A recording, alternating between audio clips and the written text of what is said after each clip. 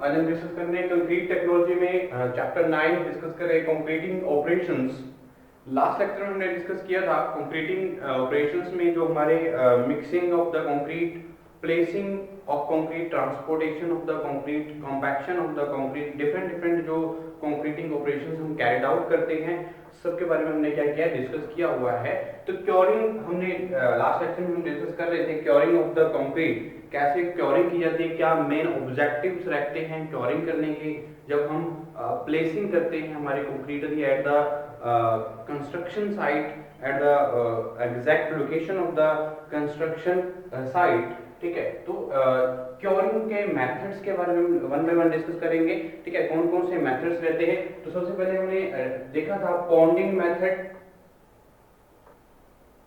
पॉन्डिंग method, और secondly तो बहुत सारे जो मेथड है हमारे बहुत सारे जो फैक्टर हैं वो फैक्टर्स पे डिपेंड करते हैं हमारे जो सुटेबिलिटी है हमारे मेथड्स की, किस तरह का जो मेथड हम अप्लाई करें फॉर द क्योरिंग पर्पस, ठीक है। तो हमारी जो मेथड्स हैं वन बाय वन डिस्कस करेंगे। सबसे पहले हमने पॉन्डिंग मेथड के बारे में लास्ट लेक्चर में हमने डिस्कस किया था, ठीक है। नेक्स्ट हमारा क्या है, मेम्ब्रेन क्योरिंग, मेम्ब्रेन क्योरिंग, ठीक है। और हमारा क्या रहेगा, स्टीम क्योरिंग,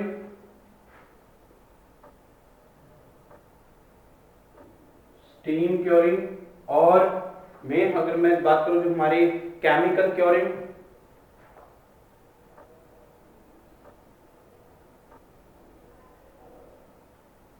और ये मेथड हमारे अप्लाई करते हैं फॉर द क्योरिंग पर्पस जब हम placing after the placing of the concrete at the construction site, ठीक है। और sprinkling of water,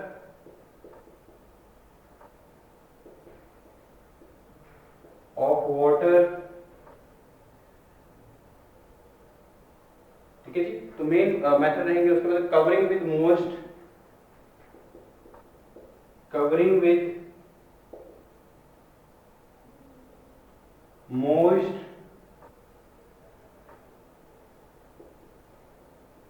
Ghani bags. तो मोस्ट गनी बैग्स जो की कवरिंग से भी हम क्या कर सकते हैं, क्योरिंग कर सकते हैं हमारी जो कंक्रीट प्लेसिंग करते हैं, ठीक है। और shedding the concrete surface, shedding the concrete surface, concrete surfaces को शेडिंग किया जा सकता है। तो मेन हमारे क्या है मेथड्स हैं जो अप्लाई करते हैं हम फॉर द क्योरिंग, ठीक है। तो ये मेन मेथड है। तो बहुत सारे जो फैक्टर्स हैं उन फैक्टर्स पे हमारे जो वेरियस मेथड्स हैं वो डिपेंड करते हैं, जिसमें स्पेसिफिकेशन की बात करता हूं, जो अवेलेबिलिटी है क्योरिंग मटेरियल की अवेलेबिलिटी किस तरह से है, कौन सा हमारे क्योरिंग पर्पस के लिए क्योरिंग करने के लिए हमारे पास वाटर सफिशिएंट अमाउंट में अवेलेबल है कि नहीं है, ठीक है। तो हमारे पास जब गनी बैग्स अगर हम देख रहे हैं तो गनी बैग्स की अवेलेबिलिटी क्या है, शेडिंग के लिए केमिकल की, स्टीम की, जो मेम्ब्रेन्स की, तो अवेलेबिलिटी ऑफ द मटेरियल जो है क्योरिंग मटेरियल है उसकी अवेलेबिलिटी क्या है, उस पर भी हमारे जो मेन हमारा जो मेथड्स हैं वो सुटेबल रहेंगे, किस तरह की अवेलेबिलिटी है, ठीक है। जो कुछ फैक्टर है, अगर मैं कंक्रीट स्ट्रक्चर किस तरह का कंक्रीट स्ट्रक्चर है, प्री कास्ट स्ट्रक्चर है या कास्ट इन सिटू स्ट्रक्चर है, तो उसके अकॉर्डिंग हम मेथड जो है वो अप्लाई करेंगे फॉर द क्योरिंग, ठीक है। तो लास्ट लेक्चर में हम डिस्कस कर चुके हैं, ऑलरेडी हम डिस्कस कर चुके हैं पॉन्डिंग मेथड को। पॉन्डिंग मेथड में हम जो क्योरिंग करते हैं रेक्टेंगुलर हमारे जो ज्यादा ब्रॉड सरफेसेस की बात करें, जब हमारे जो स्लैब हैं, स्लैब कंक्रीट सरफेस रहते हैं जब हम कंक्रीटिंग करते हैं, ठीक है। तो उनकी हम क्या करते हैं, नंबर ऑफ रेक्टेंगुलर पॉन्ड जो है हम बनाते हैं और उसमें जो वाटर है, वाटर क्या करते हैं, क्योरिंग करते हैं, ताकि जो एक हमारी जो स्ट्रेंथ है और इन हार्डन स्टेज जो हमारे प्रॉपर्टीज हैं, हार्डन स्टेज में परमेबिलिटी की बात करें, चाहे स्ट्रेंथ की बात करें, ड्यूरेबिलिटी की बात करें, उसको इंक्रीज किया जा सके, उसकी इंप्रूवमेंट की जा सके प्रॉपर्टीज ऑफ द कंक्रीट की, ठीक है। तो ये हम क्योरिंग जो है हम इसलिए प्रोवाइड करते हैं। तो इसलिए नेक्स्ट में बात करता हूं मेम्ब्रेन क्योरिंग। तो मेम्ब्रेन क्योरिंग क्या रहेगी, इस जो मेम्ब्रेन क्योरिंग हम करते हैं तो किस पर्पस के लिए हमारी जो मेम्ब्रेन क्योरिंग जो है किस तरह से की जाती है, क्या हमारी जो मेन प्रिकॉशंस हैं हम लेते हैं मेम्ब्रेन क्योरिंग में, ठीक है। तो the process of the applying A membrane forming compound, the process of applying a membrane forming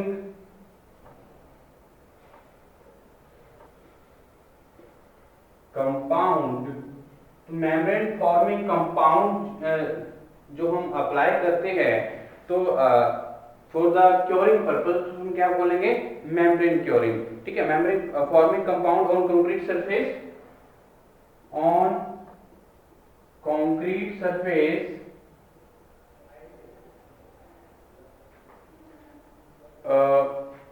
is known as membrane curing, is known as membrane curing। ठीक है, तो मेम्ब्रेन क्योरिंग क्या है, हमारे जो process membrane forming compound concrete surface पे apply करते हैं उस प्रोसेस को हम क्या बोलेंगे, मेम्ब्रेन क्योरिंग। ठीक है, तो मेम्ब्रेन क्योरिंग में हमारी जो मेन पर्पस क्या है, this method in newly laid concrete surface is covered by using solid or liquid membranes for 7 days so as to prevent evaporation of the moisture from concrete। तो इसमें membrane curing में क्या किया जाता है, एक हमारी जो इस मेथड में न्यूली लेड हम कंक्रीट सरफेस जो न्यूली क्या करते हैं, ले डाउन करते हैं, उस पे हम कवर करते हैं बाय यूजिंग द सॉलिड और लिक्विड मेम्ब्रेन से। तो सॉलिड और लिक्विड मेम्ब्रेन से कवर करते हैं हम लैंग्वेज जो मेम्ब्रेन क्योरिंग में सॉलिड और लिक्विड मेम्ब्रेन। ठीक है जी, तो लिक्विड मेम्ब्रेन क्या की जाती है, से कवर्ड की जाती है हमारी जो concrete newly laid concrete surface रहेगा, ताकि जो मॉइस्चर है हमारे कंक्रीट सरफेस का वो क्या हो जाए, रिड्यूस ना हो, एवेपोरेट ना हो। उससे बचाने के लिए हम सॉलिड और लिक्विड मेम्ब्रेन की कवरिंग प्रोवाइड करते हैं on the newly laid concrete surface पे। ठीक है, तो ये हमारे इस प्रोसेस को हम क्या बोलते हैं, मेम्ब्रेन क्योरिंग। जब हम कवरिंग करते हैं सॉलिड और लिक्विड मेम्ब्रेन्स की, ताकि जो हमारे कंक्रीट सरफेस की जो मॉइस्चर है, जो वाटर है वो इवेपोरेट ना हो, उसको रिड्यूस करने के लिए। ठीक है, और 7 डेज के लिए हम मैक्सिमम अगर मैं बात करूं तो 7 डेज के लिए हम जो प्रिवेंशन है इवेपोरेशन से प्रोवाइड करते हैं बाय प्रोवाइडिंग द सॉलिड और liquid membranes on the concrete surface. ठीक है, तो 7 डेज के लिए हम क्योरिंग जो है मेम्ब्रेन की करते हैं। तो एक अगर मैं बात करूं loss of water from the freshly placed concrete curing with good membrane for 28 days would give strength equal to the 2 weeks moist curing. ठीक है, तो हमारी जो अगर सॉलिड और लिक्विड मेम्ब्रेन की कवरिंग करते हैं हमारे कंक्रीट सरफेसेस की, तो क्या होगा, अगर मैं 28 डेज अगर मैं मेम्ब्रेन्स प्रोवाइड करता हूं, मेम्ब्रेन क्योरिंग करता हूं, तो हमारी जो 2 वीक्स में जितनी स्ट्रेंथ हमारे आएगी क्योरिंग से, उसके अकॉर्डिंग हमारी 28 डेज में इक्वली हमारी स्ट्रेंथ गेन कर पाएगा जब हम क्या करेंगे, कंक्रीट को फिर मेम्ब्रेन क्योरिंग से हम क्योरिंग करेंगे। ठीक है, तो ये इंपॉर्टेंट मेथड है जो हम यूज करते हैं for the curing purpose of the concrete mix. ठीक है, तो क्योरिंग जो हमारे अगर मैं बात करूं जो क्योरिंग मेंबर जो हम यूज करते हैं, क्योरिंग मेम्ब्रेन्स यूज करेंगे, सॉलिड और लिक्विड मेम्ब्रेन यूज करते हैं for covering the concrete surfaces. तो ज्यादातर हम सीलिंग कंपाउंड्स यूज करते हैं, तो इनको हम सीलिंग कंपाउंड्स भी बोलते हैं। जो हम जो हमारे अगर मैं बात करूं क्योरिंग मेम्ब्रेन्स की, तो क्योरिंग मेम्ब्रेन्स जो भी रहेंगे इसको हम सीलिंग कंपाउंड के नाम से भी जानते हैं। तो सीलिंग कंपाउंड्स हम जैसे मैं बात करूं बिटुमाइन वाटरप्रूफ पेपर होगा। ठीक है, तो जो हमारे बिटुमाइन वाटरप्रूफ पेपर्स हम यूज करते हैं, प्लास्टिक फिल्म्स यूज करते हैं, रेजिन्स यूज कर सकते हैं। तो ये सारी की सारी जो है हमारे मेम्ब्रेन क्योरिंग मेम्ब्रेन्स हैं, जो हमारे क्या है सीलिंग कंपाउंड हैं जो हम यूज करते हैं, ताकि जो एवेपोरेशन है वाटर की वो कंक्रीट सरफेस से उसको रिड्यूस किया जा सके और प्रिवेंट किया जा सके एवेपोरेशंस का, वाटर की एवेपोरेशंस का। ठीक है, तो ये इंपॉर्टेंट रहेगा। तो large number of sealing compounds have been developed in the recent years. तो अभी हमारी जो बहुत सारी जो डेवलपमेंट हुई है जो हम सीलिंग कंपाउंड्स की, ठीक है, तो ये अभी रिसेंट ईयर्स में हुई है। तो मेन मेथड जो है हम कॉन्टिन्यूअस क्या कर सकते हैं, इसमें जो कंक्रीट सरफेस को एक इम्परवियस फिल्म प्रोवाइड करते हुए क्या कर सकते हैं, मॉइस्चर को इवेपोरेट होने से बचा सकते हैं जब हम मेथड यूज कर रहे हैं मेम्ब्रेन क्योरिंग। ठीक है, तो ये एक इम्पोर्टेंट मेम्ब्रेन क्योरिंग मेथड है जो हम यूज करते हैं। ठीक है, उसके बाद मैं बात करता हूँ स्टीम क्योरिंग की। तो स्टीम क्योरिंग क्या रहेगा और स्टीम क्योरिंग कैसे अप्लाई किया जाता है ऑन द कंक्रीट सरफेस, और क्या होती है स्टीम क्योरिंग, इसके बारे में भी, और सुटेबिलिटी क्या है इसके बारे में भी हम डिस्कस करने वाले हैं। तो नेक्स्ट हमारा जो मेथड है, मेन मेथड जो हम अप्लाई करते हैं फॉर द क्योरिंग पर्पस, क्या रहेगा, स्टीम क्योरिंग। तो स्टीम क्योरिंग के बारे में जानते हैं, the process in which the steam is used for curing purpose. तो हमारी जो कंक्रीट सरफेसेस की क्योरिंग के लिए हम स्टीम का यूज करते हैं, तो उसको हम क्या बोलते हैं, स्टीम क्योरिंग। ठीक है जी, the process in which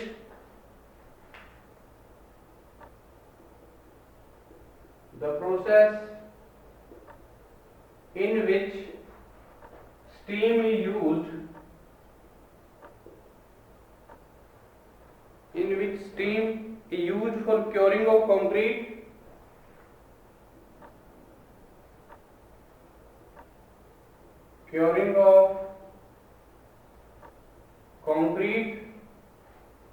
is known as steam curing।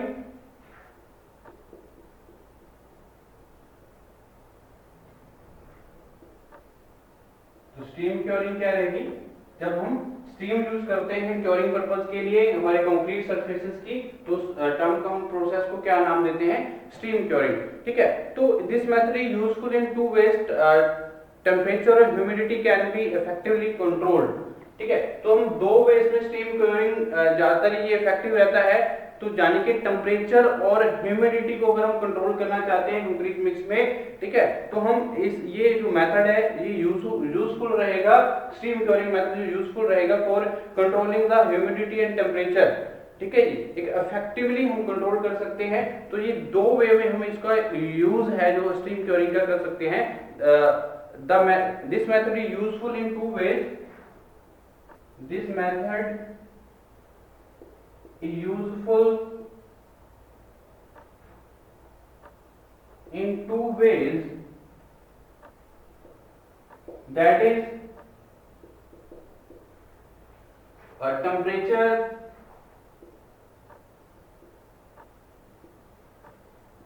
and humidity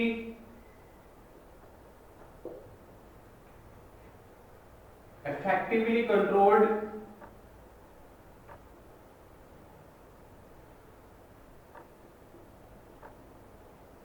कर जा सकती है टेम्परेचर और ह्यूमिडिटी हमारे स्टीम क्योरिंग से। तो हमारी the process is sure even heating of the produce all over even if the with low water cement ratio then high water cement ratio mixes. तो जो हीट प्रोड्यूस होगी concrete से उसको लो करने में भी हेल्प करती है स्टीम क्योरिंग। ठीक है, तो इस तरह की अगर मैं बात करूं जो स्ट्रेंथ है वो हमारी जो स्टीम क्योरिंग के से हमारी जो स्ट्रेंथ आती है कंक्रीट मिक्स में वो रैपिड रेट में आती है, क्योंकि अगर स्टीम क्योरिंग करेंगे तो हमारी जो स्ट्रेंथ गेन करने की जो टेंडेंसी है वो बढ़ जाती है, रैपिड रेट हो जाता है हमारी जो कंक्रीट मिक्स का इन हार्डन स्टेज, तो वो जल्दी क्या कर देती है स्ट्रेंथ को गेन करने में भी हेल्प करती है स्टीम क्योरिंग। ठीक है, तो this method is very useful in precast industry.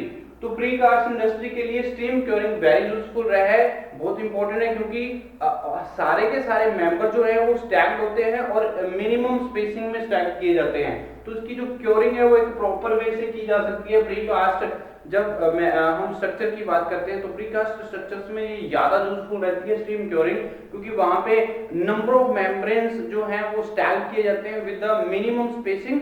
ठीक है, तो हमारी जो स्टीम क्योरिंग है वहां पे बेस्ट सुटेबल रहती है। ठीक है, और mixes containing water cement ratio ranging from 0.3 to 0.7 can be cured effectively with the help of the steam curing।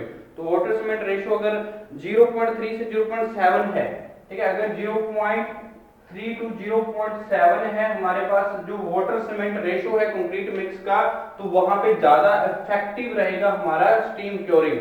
ठीक है, तो ये बात भी आपने ध्यान रखनी है स्टीम क्योरिंग के रिगार्डिंग। ठीक है जी, तो ये हमारे मेन मेथड्स हैं जिसके जरिए हम क्या कर सकते हैं, according to specification, according to the availability of the curing material, according to the type of the structure, जितने भी फैक्टर्स पे हमारे जो मेथड्स हैं वो डिपेंड करेंगे। ठीक है, तो ये अलग अलग मेथड्स जो हैं जो हम अप्लाई करते हैं for the curing of the concrete mix. Next मैं बात करता हूँ जो स्टीम क्योरिंग है, तो स्टीम क्योरिंग वहां पे हम अडॉप्ट नहीं कर सकते जहां पे हाई एल्यूमिना सीमेंट यूज किया गया है, तो ये बात ध्यान रखनी है आपने। तो यहाँ पे मैं एक नोट लिखता हूं, जो हमारी स्टीम क्योरिंग है हम कहां पे यूज नहीं कर सकते, steam curing not adopted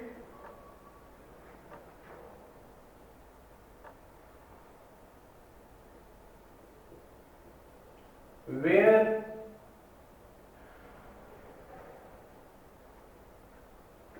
high alumina cement is used, high alumina cement is used। तो जहां पे हाई एल्यूमिना सीमेंट यूज किया जाता है हम वहां पे स्टीम क्योरिंग जो है वहां पे अडॉप्ट नहीं कर सकते, वहां पे सुटेबल नहीं रहती है। तो ये बात भी ध्यान रखनी है अबाउट द स्टीम क्योरिंग। तो नेक्स्ट मैं बात करता हूं केमिकल क्योरिंग के बारे में। तो केमिकल क्योरिंग क्या रहती है इसके बारे में हम जानते हैं, और ये मेन इफेक्टिव जो हमारे मेथड्स हैं जो हम डिस्कस कर रहे हैं for the purpose of the curing of concrete mixes after the placing of concrete at the construction site. ठीक है, तो नेक्स्ट मैं बात करूं केमिकल क्योरिंग के बारे में। तो केमिकल क्योरिंग क्या रहेगी इसके बारे में जानते हैं। तो the process, the method of curing include spraying of sodium silicate, water glass जो हम की स्प्रेइंग करते हैं हमारे एक कंक्रीट मिक्सेस पे, कंक्रीट सरफेसेस पे। ठीक है, तो उसको हम क्या बोलते हैं, केमिकल क्योरिंग। ठीक है, द मेथड ऑफ क्योरिंग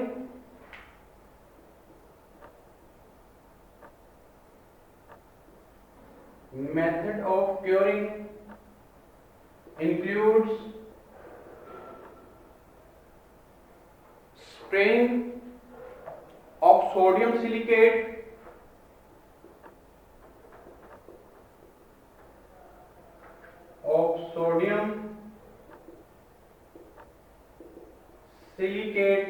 यानी कि water glass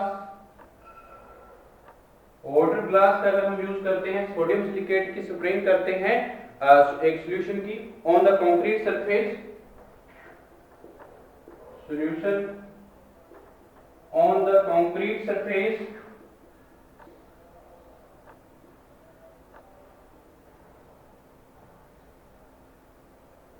is known as chemical curing. इस तरह की क्योरिंग को हम क्या नाम देते हैं, केमिकल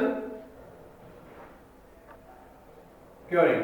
ठीक है, जब कंक्रीट सरफेस पे हम सोडियम सिलिकेट की स्प्रेइंग करते हैं तो approximately 500 gram of sodium silicate mixed with the water can be covered 1 square metre of the surface.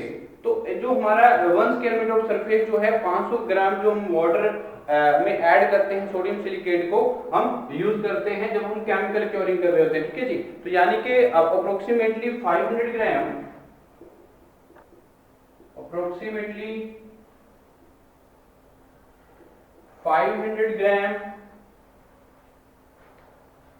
of sodium silicate mixed with water,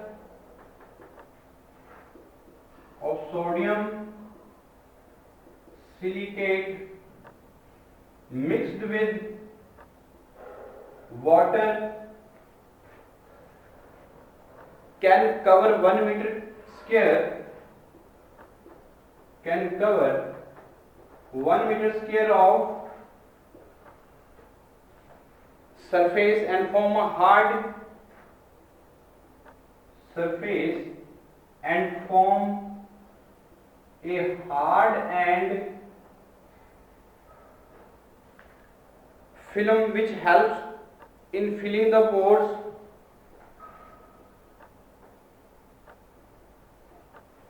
which helps in filling the pores। तो pores की filling करने में help करती है हमारे जो sodium silicate जब हम मिक्स करते हैं अप्रोक्सीमेट 500 ग्राम 1 मीटर स्क्वायर के लिए हम कवर कर देते हैं ये सरफेस को, और एक हेल्प करती है जो पोर्स हैं उसको फिल करने में भी कंक्रीट मिक्स में। और सरफेस वॉइड्स जो रहती हैं एंड सरफेस वॉइड्स, ठीक है। तो ये क्या है हमारी केमिकल क्योरिंग। जब हम इंक्लूड करते हैं किसी केमिकल्स का इंक्लूड करते हैं, जब हम क्योरिंग करते हैं यानी कि सोडियम सिलिकेट का या वाटर ग्लास का यूज सॉल्यूशन का यूज करते हैं मिक्स विद द वाटर और कवर करते हैं हमारे कंक्रीट सरफेस को, तो इस प्रोसेस को हम क्या नाम देते हैं, केमिकल क्योरिंग, ठीक है जी। तो केमिकल क्योरिंग अगर मैं बात करूं जो हमारे the sealing and the surface and preventing the evaporation of moisture from concrete, तो कंक्रीट की सीलिंग और जो evaporation की प्रॉब्लम्स है उसको सॉल्व करने में हेल्पफुल रहती है केमिकल क्योरिंग। जब हम सोडियम सिलिकेट एक सॉल्यूशन जो यूज करते हैं कंक्रीट सरफेस पे, तो ये हमारा क्या है, इस मेथड को हम क्या बोलते हैं, केमिकल क्योरिंग, ठीक है। तो नेक्स्ट में बात करते हैं जो हमारी स्प्रिंकलिंग ऑफ वाटर क्या है। स्प्रिंकलिंग ऑफ वाटर एक मेथड कॉमनली मेथड हम यूज करते हैं for the curing purpose on the concrete surfaces, तो ताकि जो हमारी वाटर की इवेपोरेशन है उसको रिड्यूस किया जा सके और जो स्ट्रेंथ और ड्यूरेबिलिटी और इम्परमेबिलिटी है इन properties of in harden stage in a concrete, ठीक है, तो ये इसको गेन किया जा सके, ठीक है। तो ये स्प्रिंकलिंग ऑफ वाटर भी मेन मेथड है जो कॉमनली यूज्ड मेथड है जो हम यूज करते हैं। तो this method is one of the simplest method of the curing of concrete, ठीक है। तो this method can be applied to the horizontal vertical and inclined surface of the concrete. तो ये हमारी जो स्प्रिंकलिंग है एक वेरी कॉमन मेथड है जो मोस्टली हम यूज करते हैं हमारे इंडिया में, ताकि हमारी जो क्योरिंग है क्योरिंग पर्पस के लिए कंक्रीट सरफेसेस पे ये हॉरिजॉन्टल में इंक्लाइन पे और जो वर्टिकल सरफेसेस पे हम क्या करते हैं, स्प्रिंकलिंग करते हैं वाटर की, ठीक है। तो ये एक मोस्ट कॉमनली यूज्ड मेथड है और ज्यादा इफेक्टिव नहीं है because it is difficult to ensure that all the parts of concrete be moist all the time. तो हम अगर स्प्रिंकलिंग करेंगे तो ये ज्यादा इफेक्टिव मेथड नहीं है, क्योंकि इसमें हमारी जो स्प्रिंकलिंग करते हैं वाटर की, तो ऑल द टाइम हमारी जो स्प्रिंकलिंग है वो ऐसे नहीं है भी इफेक्टिव हो हमारे कंक्रीट ऑल कंक्रीट सरफेसेस पे, ठीक है। तो इसलिए ज्यादा इफेक्टिव नहीं रहता है कंक्रीट। तो नेक्स्ट अगर मैं बात करूं covering with most Ghani bags, तो मोस्ट गनी बैग्स के अकॉर्डिंग ये गनी बैग्स का यूज करके भी हम कवरिंग कर सकते हैं। तो covering the surface with most Ghani bags for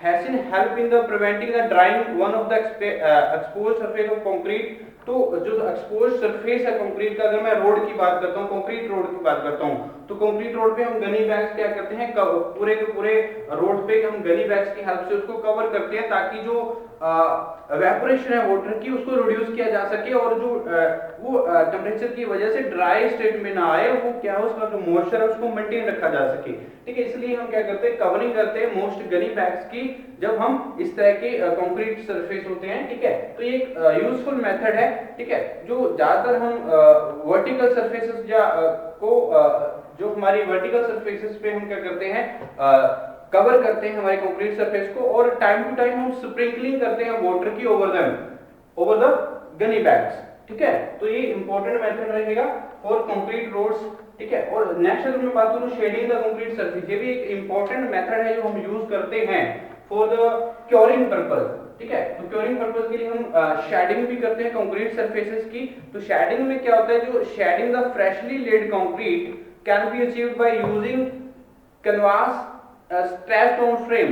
तो कैनवास को हम स्ट्रेच करते हैं और कवर जो शेडिंग है कंक्रीट सरफेसेस की जाती है, जो न्यूली हम लेड करते हैं कंक्रीट सरफेस को। तो इस ये मेथड ज्यादा यूजफुल काम होता है जहां पे हॉट और ड्राई क्लाइमेट है, ठीक है। तो जहां पे हॉट क्लाइमेट्स रहती है, जहां ड्राई क्लाइमेट है, वहां पे हम क्या करते हैं, शेडिंग करते हैं कंक्रीट सरफेसेस की। तो इस तरह से भी हम इवेपोरेशन जो है कंक्रीट मॉइस्चर की, ठीक है, उसको रिड्यूस किया जा सकता है बहुत हद तक, ठीक है। तो कोल्ड क्लाइमेट में इसकी जो रिक्वायरमेंट है वो हीट ऑफ हाइड्रेशन को प्रिजर्व करने के लिए भी हम यूज कर सकते हैं। अगर मैं हॉट क्लाइमेट की बात करता हूँ, ड्राई क्लाइमेट की बात करता हूँ, तो ड्राई क्लाइमेट में मोस्ट यूजफुल रहता है हमारा shading of concrete surface curing जब हम करते हैं, ठीक है। और ताकि जो इवेपोरेशन और मॉइस्चर की कंक्रीट सरफेसेस के वो रिड्यूस की जा सके। और हमारी जो, अगर मैं कोल्ड क्लाइमेट की बात करता हूँ, तो कोल्ड क्लाइमेट में रिक्वायरमेंट रहती है preserve the heat of hydration.